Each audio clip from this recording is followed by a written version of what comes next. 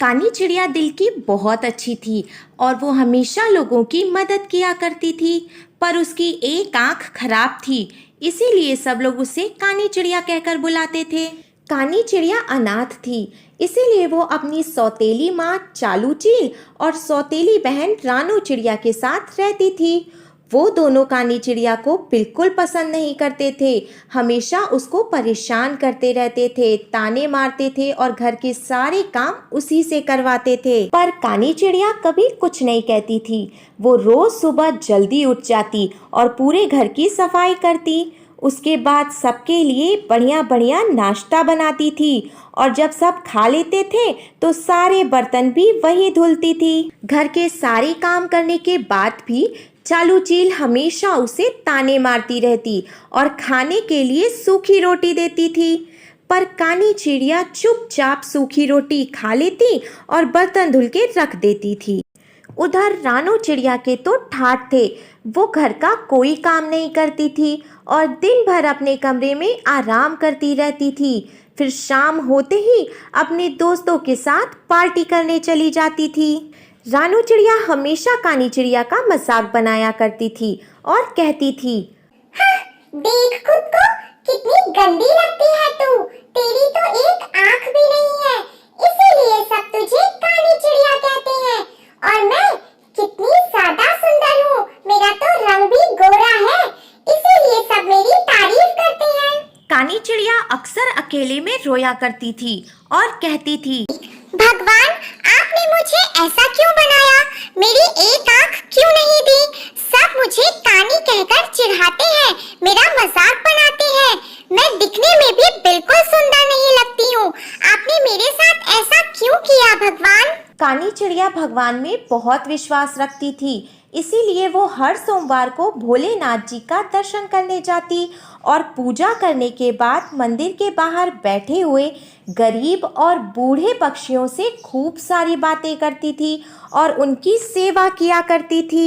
ये सब उसे बहुत अच्छा लगता था। इसी तरीके से धीरे धीरे दिन बीतने लगते हैं और कानी चिड़िया की सौतेली माँ और सौतेली बहन का अत्याचार बढ़ता ही जाता है। वे दोनों रोज ढेर सारे ताने मारती हैं और कानी चिड़िया से घर के सारे काम करवाती हैं। इसके बाद भी वे दोनों कभी कानी चिड़िया से खुश नहीं रहती और हमेशा उसकी बुराई करती रहती हैं। कानी चिड़िया चुपचाप सब कुछ सहती रहती है। एक दिन मिट्ठू राजकुमार रथ पे सवार होकर अपने राज्य में घूमने के लिए निकल पड़ता है और घूमते घूमते वो मंदिर पहुंच जाता है, जहां पर कानी चिड़िया बूढ़े और गरीब पक्षियों की सेवा कर रही होती है। यह सब देखकर राजकुमार को बहुत अच्छा लगता है और वह मन में सोचता है, कानी चिड़िया तो कितनी अच्छी है, वह लोगों की सेवा करती है।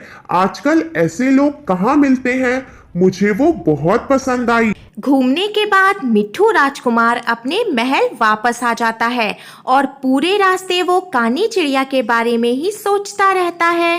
ऐसे ही कुछ दिन बीत जाते हैं और फिर एक दिन मिट्ठू राजकुमार की माँ उससे कहती है, बेटा, मैंने 3 दिन बाद आपका स्वयंवर रखवाया है और राज्य के अमीर गरीब सभी पक्षियों को न्योता भी भेजा है।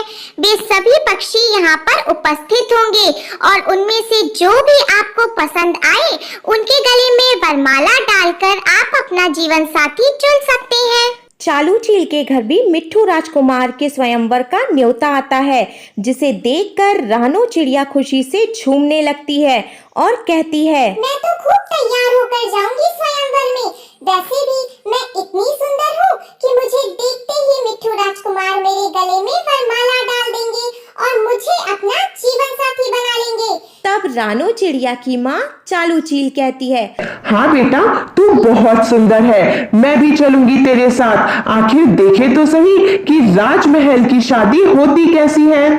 तभी कानी चिड़िया कहती है, माँ, मुझे भी अपने साथ ले चलो, मैं भी राजमहल की शादी देखना चाहती हूँ। तभी चालू चील गुस्से में कहती है, चुपचाप घर पर पड़ी रह, बड़ी आई राजमहल की शादी देखने वाली, शक्ल देखी है अपनी। तभी रानू चिड़िया कुछ सोचकर कहती है, ठीक है, हम तुम्हें अपने साथ ले जाएंगे, पर तुम्हें हमारी नौकरानी बनकर चलना होगा। कानी चिड़िया नौकरानी बनकर जाने के लिए मान जाती है और वे तीनों राजमहल पहुंचती हैं। राजमहल बहुत बड़ा होता है और वहाँ की सजावट भी बहुत सुंदर होती है। ये सब देखकर उन तीनों की आंखें खुली की खुली रह जाती हैं। उधर मिट्ठू राजकुमार की माँ उससे कहती है, बेटा सभी मेहमान आ चुके हैं, अब तुम वरमाला लेकर जाओ और अपने पसंद की दुल्हन चुन लो। सभी चिड़िया लाइन से खड़ी होती हैं। तभी मिट्ठू राजकुमार वरमाला लेकर आते हैं और कोने में खड़ी कानी चिड़िया के गले में पहना देते हैं। ये सब देखकर सब लोग एकदम चौंक जाते हैं। तब मिट्ठू राजकुमार कहते हैं, कानी चिड़िया तुम बहुत अच्छी हो। मैंने मंदिर में तुम्हें गरीब और बूढ़े पक्षियों की सेवा करते हुए देखा था, तभी से मैं तुम्हें पसंद करता हूँ, इसीलिए आज मैंने तुमसे शादी की है। कानी चिड़िया ये सब सुनकर खुश हो जाती है और भगवान को धन्यवाद कहती है। उधर उसकी सौतेली माँ और बहन ये सब देखकर जलती रह जाती हैं।